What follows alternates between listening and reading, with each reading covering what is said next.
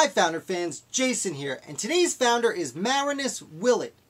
Now Marinus Willett was a veteran of the French and Indian War who returned to New York City just in time for things to get a little hostile and joined the Sons of Liberty. And as I've mentioned before, Boston was not the only place with Sons of Liberty, and New York Sons of Liberty were pretty violent.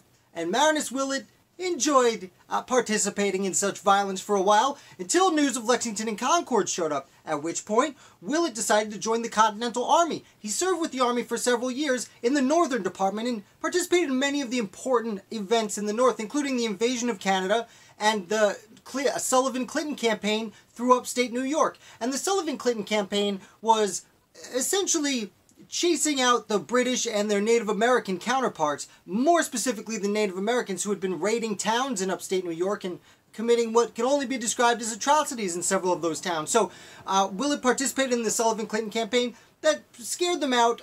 There wasn't a lot of fighting. Mostly the Native Americans retreated at the American force and the Americans burned their villages. But this didn't end the problem. In fact, the British came in and started causing some trouble of their own. So Willett actually left the Continental Army because he was given a commission as a colonel in the New York State Militia. And he took this commission and went back upstate and started chasing around the British all over upstate New York throughout the spring and summer of 1781. Now in early autumn 1781, well, the Americans won the war with the Battle of Yorktown.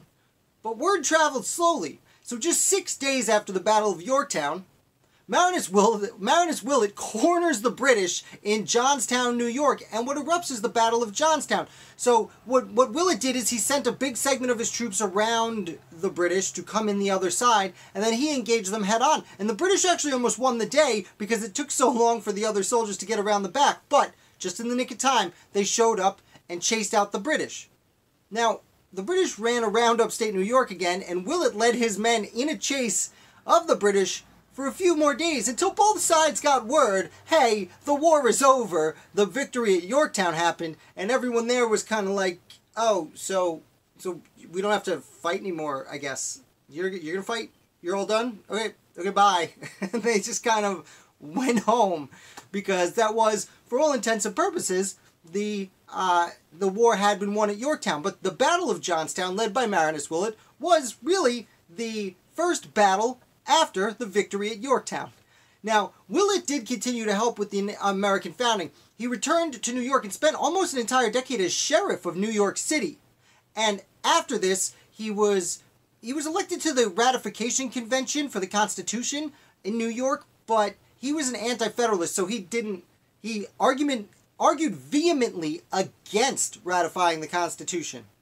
Clearly, he lost that argument, and even though he was against it, he was still approached by President George Washington as an unofficial advisor on Indian affairs, or Native American affairs, but what they called Indian affairs, because he did know so much about the Native Americans, specifically in upstate New York and the greater New England region. The last thing he did that really finalized a pretty outstanding career as a founder is he was elected for 2 years as mayor of New York City. Now, I do want to say a big thank you to everyone who watches this. If you enjoy it, please hit like. And I want to say an extra big thank you to my Patriots on Patreon. If you want to support this channel, please check out the Patreon link below. I would really appreciate your support.